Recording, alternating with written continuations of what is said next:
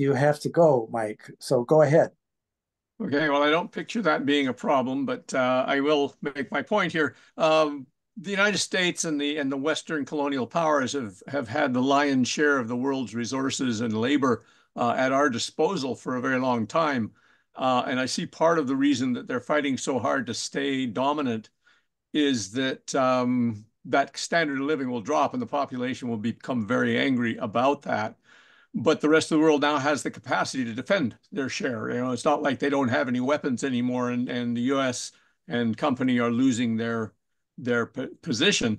So one of the solutions that I've been working with is the idea of shifting the focus of popular interest from this accumulation, growth, domestic product expansion mindset to developing our capacities as human beings. This re-encourage what we did prior to mass production, relating with people, learning stuff, appreciation, sport, music, dance, all these things that we do with life that uplift us. If we were to focus more in that direction than on this accumulation, which would mean harnessing advertisement to some extent, we could have a quality life with a far smaller amount of material resources. We use the tagline, more fun, less stuff, to introduce that topic. And I wonder if you've got any comments on it. Me? Yep. Well, I think it would be a nice thing if we were living in a more culturally attuned society that was interested in artistry. And I think that we will be by circumstances because we're going to be deprived of the substitutes that we've been using for that kind of cultural aspiration for a few decades now. So, you know, prepare for fewer Superman movies and more puppet shows. And to lay the groundwork for that, you know, rumor, more fun, less stuff. You know, if people are wondering what can we do, that's a Yeah. place to Well, start. personally, I'm not into like starting movements about things like that. You may have detected that I have a kind of an anti-utopian bent that, I think that people arrange their lives and their societies pretty much according to the imperatives of the time that they're living in, and that there are better and worse ways that you can behave, and there are better and worse things that you can aspire to. But the idea that we're going to amplify some kind of a self-help program and make everybody more interested in artistry, I think is a kind of a lost cause. Just saying. Yeah, yeah. Not just artistry, but just enjoy yourself, you know, like get thrills from life. Everybody wants to enjoy themselves. Yeah. Everybody wants to have fun and experience pleasure. It's not something that you have to program into people. But it's the less stuff that they're going to have to get used to. So, Well, believe me, the world is going to deprive them of less stuff. So, prepare the way. they And better you've roll with been it. doing that. I read the long emergency. I know that you're in preparation for how that change takes place. So Well, just I broad. also wrote four novels, my World Made by Hand novel series, where I really had to think kind of long and hard about where all this stuff was taking us. And I thought about it for about 10 years pretty hard. And I came to certain conclusions, and they're not at all depressing necessarily. I do think that the human project is going to continue at a lower amplitude than it has. I basically think we're in for a timeout from what we've known to be progress. And it's not the worst thing in the world. It's happened before. And we're going to have to roll with it. Onward. Okay, Meg, you're up. And Madeline Weld is, if she's still here, she's on deck. And Meg, you're muted. There we go. There you go. Sorry. Thank you very much. I appreciate this and your thought processes and so on. I'm a scientist, and I appreciate what Samrat put in the chat, that science is but an approximation of the truth. There is no absolute truth, but science is our best attempt at gathering information, analyzing it, sometimes in very sophisticated manners, predicting the future, learning from the past, and giving us ideas about what are going to be potentially the most effective steps forward for our society, for technologies, for the world, in many, many aspects. I worked on COVID-19, for instance, so I do take exception to some of the hand-waving generalizations of what a lot of the scientists and the doctors on the front line would consider misinformation. But I think that this is really what you're talking about are processes that many of us, broadly across society, are engaging in. And I'm wondering how, and I realize that you expect that there's going to be major losses of population. There are going to be, a lot of technology crashing. So do you have thoughts on the most effective steps that we could take going forward as individuals, as people who care about our communities, as people who care about our provinces and our country in the next, say, 10 years? Yeah, I thought I laid them out pretty clearly. Get behind relocalizing, do what you can in your community to allow it to thrive, and think and act along the lines of downscaling the things that are necessary, the activities that are necessary for a decent life. Okay, so that's the local small, and that's part of what I really appreciated from your talk. As a country, what we are seeing is a lot of angst, and we're seeing massive migrations because people are fleeing the consequences of climate change. And as major industrialized producers of fossil fuels and so on, that's actually our, we have to hold some accountability for that. That's, we are at fault. And we are now facing these massive migrations as a consequence of things that industrialized countries have been doing. I'm sorry to interrupt your telephone conversation. No, I'm turning it off. Thanks. So this is where I'm finding it difficult, because it seemed, and perhaps I misunderstood your interpretation, but it seemed that you were sort of dismissing at the beginning the notion that there is anthropogenic contributions, major contributions to changes in the climate globally. I think all things considered, it may be beside the point, because we're facing these imperative, dynamic problems one way or another. I also have to tell you, Meg, science per se, in the broad sense, has done a fabulous job of dishonoring and discrediting itself over the last several years.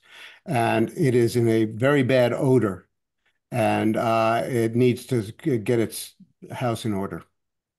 That's one of the big problems that we face. It has lied to the people. It has covered up its data. It has withheld information. It has censored people. It has given people the idea that science is something other than a continuing argument over what makes more sense and what is more real than the other guy's argument. It's become tyrannical. And you have a lot of problems in the realm of science.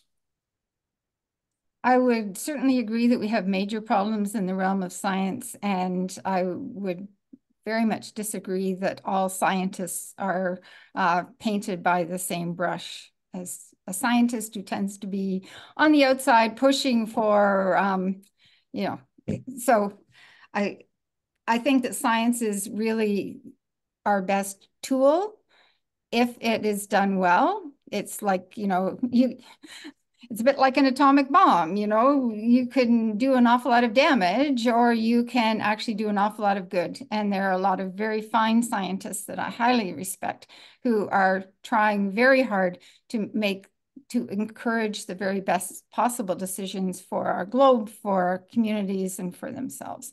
And so painting science as something evil when really science is agnostic.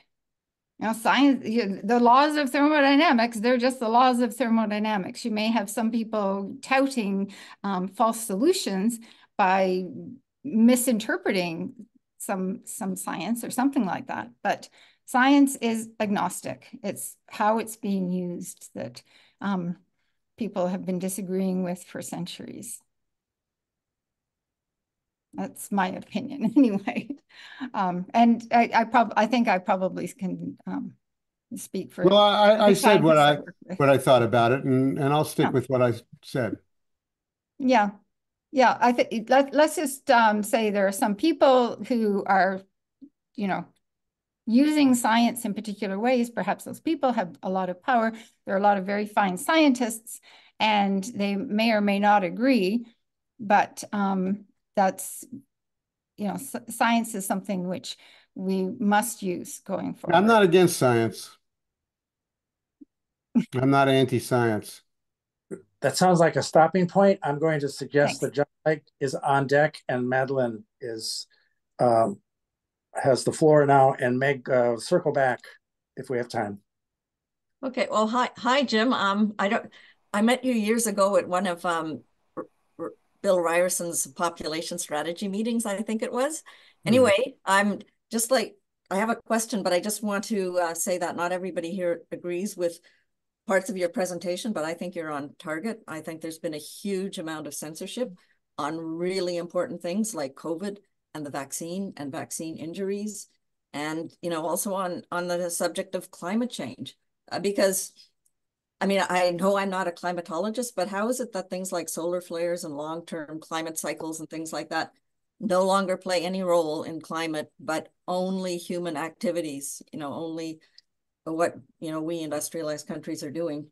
So yeah, and you talked about the WEF and various things like that too. And our leaders are laser focused on climate change. It's like the only problem we have, when really, if indeed we are contributing greatly to climate change, it's only a symptom of human activities. So it's presented as the big problem. And our leaders are forcing measures on us, including farmers, to decrease emissions. Yet at the same time, they're promoting economic growth and mass immigration to countries like Canada and the US, which are among the very highest per capita emitters, all of which increases emissions and destroys farmland. In Canada and the US, the average immigrant increases emissions by an average of 4-fold. And if they come from poor countries like Africa, it's like tenfold, whatever it is. So in your view, is this combination of fighting climate change while also promoting growth just stupidity and being stuck in an obsolete economic model? Or is it a deliberate strategy to force us into a new world order that Klaus Schwab seems to think we need to be in? Well, I think that it is a product of a broken consensus, as I stated about 2 or 3 times in the talk, that we have a broken, incoherent consensus about what's real. I have always, in my professional life, made the claim that I'm allergic to conspiracy theories, but I tend to think that there are large interests and parties behind a lot of this activity, and the way that the debate is being directed. And I also think that the population has been successfully mind fucked to a tragic degree, and they're susceptible to bad programs, bad ideas, cults, the visitations of tyrants, and surrendering their sovereign individuality to nefarious groups and people. Well, here in Canada, we've got, you know, the tyrant Trudeau trying to pass these bills on Yeah. hate speech, which are I truly know. draconian. They're insane. It's scary. I wrote a blog, I guess Claude didn't mention at the beginning. One of my principal activities lately is writing a twice weekly blog at Kunstler.com. It's largely political. And one I wrote about 3 weeks ago was to the effect that, it's no longer a fight between the left and the right, or the globalists and the communitarians. It's a fight between the sane and the insane. And there are an awful lot of insane people out there, and many of them are in power. I mean, look at Krista Friedland, for God's sake. She behaves like a maniac. Look at Joe Biden. He's, lost in space. And look at the people around him. And look at the spectacles that they put on in the White House. It is the sane versus the insane at this moment, and it's very unfortunate that it turns out. When I grew up in the 1950s and 60s, I used to read about the medieval ergot poisonings and other, mass social phenomena that just seemed extraordinarily bizarre. Okay. Do you And have guess it? what? Guess what? It turns out that it's possible to live in that kind of society, in modern times that I've lived into. I've lived into now the most modern of modern times, and it's a completely crazy time. Yeah. Yeah. So, the difference between me, maybe, and other people is that, I make noise about it. And I put a lot of energy into ridiculing the insane. Well, it's also criminal, like what we're doing to children in terms of, telling them Yeah. to be any sex they want to be, or, whatever, and allowing minors who wouldn't be allowed to buy cigarettes to sort of mutilate their bodies, or it is insane. Yep. It's hard to stay sane. Yeah, it's hard to stay sane, and there are parts of my country, and I'm sure it's true of Canada too, where you just have larger distributions of insane people. So, John Legg, are you still there? I think that segment has reached a conclusion. John, are you there? And then Dave Doherty, you are on deck, followed by Samrat. So, is John Legg going to come forward? If not, I can, Dave? I can, but Okay. there's a big noise in the back. And once it starts, everyone will be blasted out. So I find, Jim, I remember your book. No, here it's coming up again. Well, start my video. Okay, but if you, there it goes. I'm sorry. It would be irresponsible for me to carry on. We'll come back to you. How's that? Why don't you go ahead, Dave? Okay. Well, I'm not certain, Claude, why it is that you wanted to bring me into the conversation. Because you answered something in chat that I thought was a comment worth turning into a question. So if you remind me which one it was, because I have been talking quite extensively to Art in the background. The most worthy of those comments in the background, why don't you bring it forward and give Jim a chance to respond to it? Which is it about the number of scientists? Okay. Well, okay. So this one is perhaps worthy of some discussion. There are about 9 million scientists in the world at the moment practicing trained science, gone to university. Of course, there are, in essence, 9 million different views of the world. These people cannot possibly all agree with each other. There is no, there's no fundamental similarity between them. Yeah, they've all been taught the same processes, and most of them do believe the same kinds of stuff, like the fact that there is electromagnetism. But you certainly can't expect them all to agree with each other. Well, there's a name for a consensus among scientists. Do you know what that word is? No, but I do know this. Let me tell you. It's not about consensus. Let me Science tell is you, about it's called a observation, paradigm. measurement, experimentation, and verification of things that other people did find in their experiments and observations. That's what science is. Do you know what a paradigm is? Yeah, of course. Okay, well that we have exited one paradigm and we're living in a stressful, disorderly transition between it and another paradigm. And you know, if you follow Thomas Kuhn, you understand that it's very difficult establishing a change in paradigm. I don't disagree with that. Yeah. So we're experiencing the difficulties of that. But that does not throw out all of science. I'm not And throwing out there's- all of science. And there's a great deal of science to be, I mean, we fundamentally are dependent on much of what we've learned from science. Just take the Canadian reforestation plan. They would be very different situation if they hadn't begun their massive reforestation. And we can't say too much bad about that, except they didn't use a diversity of trees. But it's still very fundamental science. And And it's so also clear that none of us could be talking to each other today if it weren't for science. None of us could be living in the spaces where we're currently occupying.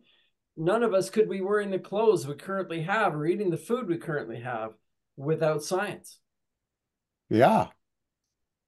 Yeah, we have developed a lot of magical technique for living, and it's indisputable. And we've had a lot of comfort and convenience, but we are suffering from a lot of blowback out of it. You know, not the least of which is the very position of your organization, which is the major blowback of this human technocratic activity is that it's harming the atmosphere. So you obviously believe that the blowback is significant. You know, I'm just describing a different kind of more subtle cultural blowback. Okay, but I think perhaps you've identified a fundamental problem here. I don't believe that it's actually science that's the problem behind here. I think it's ideology and it's politics. You bet. And it's the fact that many of us are trained from very young ages to believe stuff that is just not true.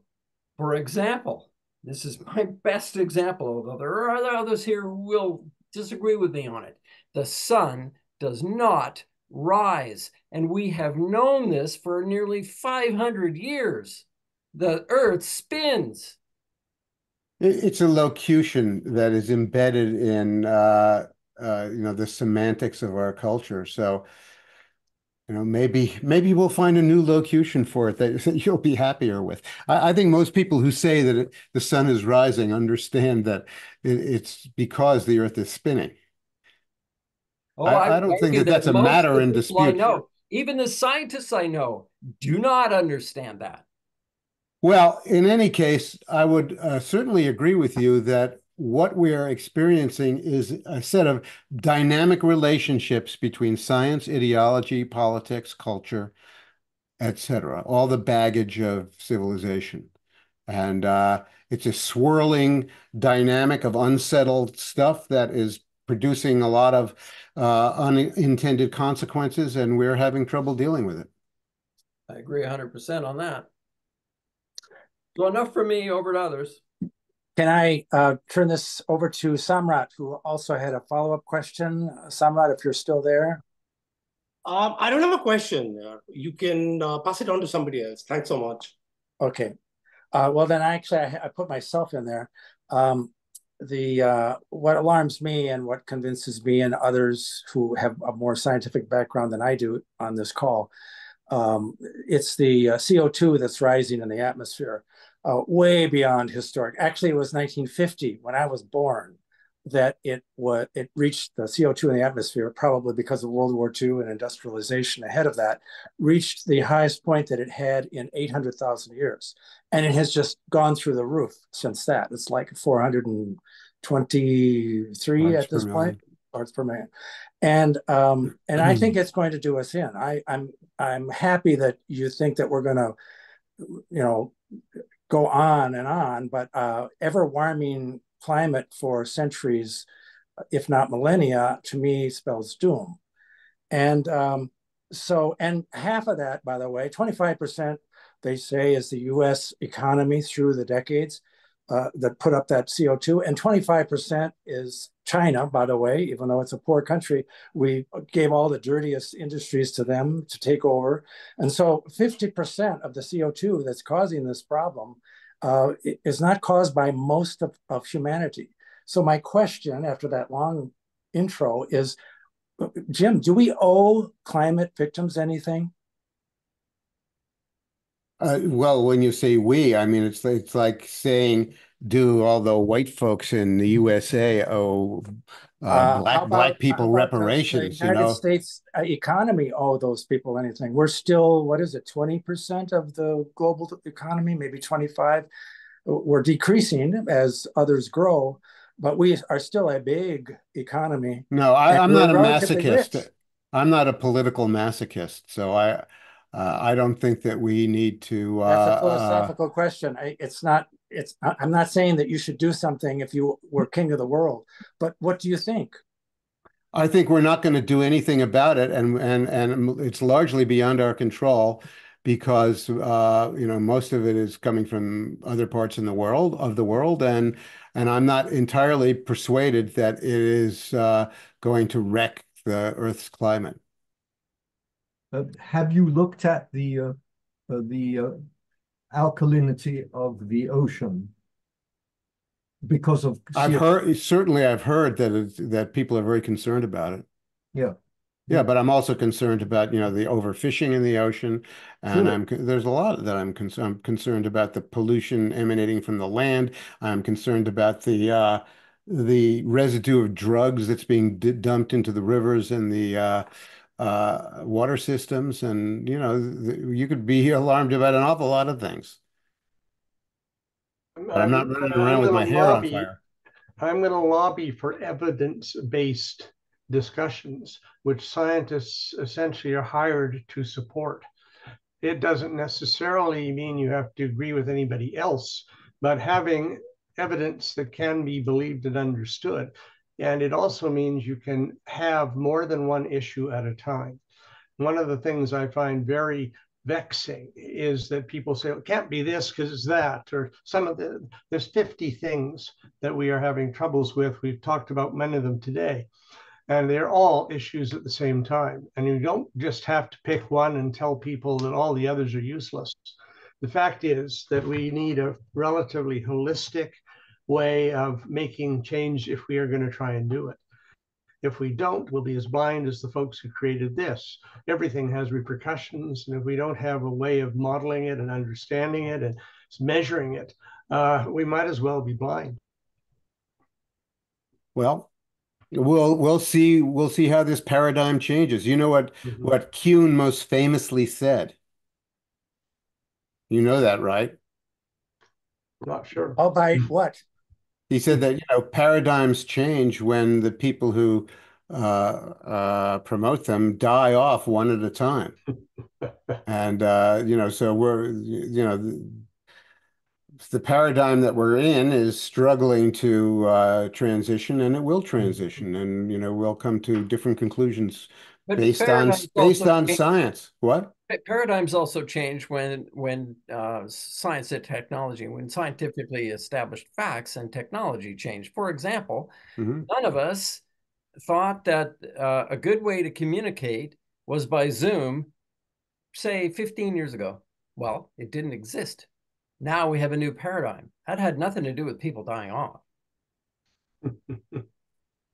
Well, I wouldn't say it's a paradigm. A paradigm is a much larger thing. Like, a paradigm is comparable to a zeitgeist. It's an all-encompassing sum of many attitudes, science, facts, dispositions, beliefs, etc. What you're talking about is just a feature of technology. That's all that is. Actually, a paradigm shift has been a shift in our assumptions because people did not assume that we could do this before. And it's not just Zoom, it's every other electronic mechanism that allows us to communicate with each other so we can have interesting arguments like this one, as Stanley opposed to Kubrick having was to go thousands of miles to do the same thing. Stanley Kubrick was portraying the same thing as a Zoom conference in 2001: A Space Odyssey in 1969. They didn't do it, but we caught up. Well, it's not like nobody expected it to happen. Mm-hmm. Okay, folks, we appear to be reaching perhaps an end. Anybody have a few last comments? Claude, you're directing us. Do you want? You're muted. I have one if. Yes. Yes, go ahead. Okay, so this is my comment. It seems to me that a lot of people think that questioning what is presented about COVID and climate, like James Kunstler just did, means that they're anti-science. But I don't see that as being the case at all. Just like religious institutions can be corrupted, so can scientific ones.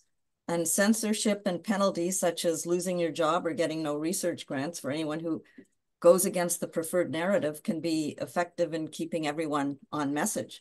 And like many ethical and experienced medical practitioners in the US and Canada and probably elsewhere lost their jobs if they questioned the COVID or vaccine narratives, like, for example, Dr. Peter McCullough in the US and Dr. Charles Hoff in Canada. So, I think Galileo would have been called anti-science in his day, maybe because he sort of questioned the narrative. I think the only way science can advance is to let people speak without censorship. And a lot of them might be totally wrong, but some of them might be right. Just let them speak. And because it turns out a lot of the things that were implemented during COVID, like mask wearing, we know were ineffective and cause damage. And things like all-cause mortality have gone up in a lot of countries after 2021 when they really rolled out the vaccines. And so I think, there's been a lot of censorship. And anyway, that's all I just wanted to say. Censorship is bad. That's a great summary, Madeline. Thank you so much. Okay. I'd like to say one final thing, which is to Claude. Oh. And I understand perfectly that what James Kunstler does is disruption. And he's a disruptor of thought, of patterns, of what we consider our experience. And there's an important role in society for disruptors.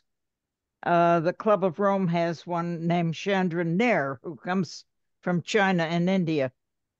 However, I have a problem when you present disruptors to the Canadian audience with I would say a primarily USA viewpoint, because this, of course, gets put on a website. It gets looked at by a lot of people. And I would suggest that in the future, if you're going to bring disruptors of thought or patterns into the CACOR, which gets much more publicity than many of the other associations of the Club of Rome, that you consider warning them that this will be on a website forever, and that the international groups will not understand the neighborly disruption we do of one another's cultures in the same way. And there are people who don't understand that from a standpoint of Asia or the Middle East or Africa, and put some sensitivity into the presentation. I think you should put a warning on this YouTube, Claude. Oh, it's not my decision. That would probably be Art would come up with a warning and with the text. And by the way, to put context on Anitra's comments, she is a co-chair of the USA Club of Rome. And she's also on the board, I believe, still of CACOR. Is that correct, Anitra? I'm not on the board of CACOR. Oh. I'm an honorary member or something of CACOR, but I am a full member of the International Club. But the point is that there has been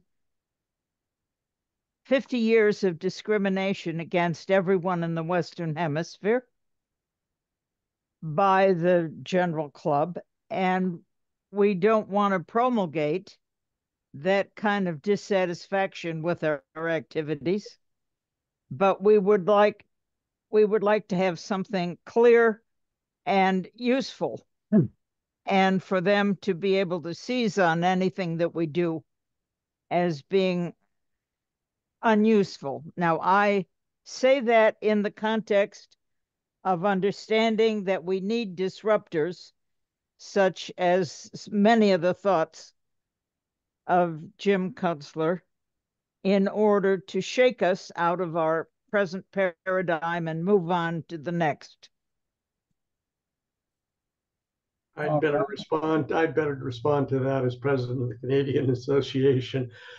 We can put a little bit of a disclaimer, a little bit of a warning at the start, saying that this is meant to get people to discuss and re-examine what's going on and to have a look at what truth or reality might be. And we can certainly put that in. But we don't wish, we are not anxious to stop people from arguing with each other, from trying to validate each other's conclusions or certainly define their assumptions and approaches. So we're not about to throw it away, but we do wish, I think, to give people a bit of a warning when it comes out. Yes, and one possibility would be, with Jim's permission, to change the title to A Disruptive Breaking Through the Fog of Unreality. All right. Okay with me. There we go. That's an option. And I We're don't making want it politically correct. Okay. But there we have it. We could, the warning is in the title, which people see when they see, oh, what's this? Oh, Club of Rome. Oh, it's a disruptive presentation. Do I want to watch that? Okay, and with that, I'm going to stop the recording.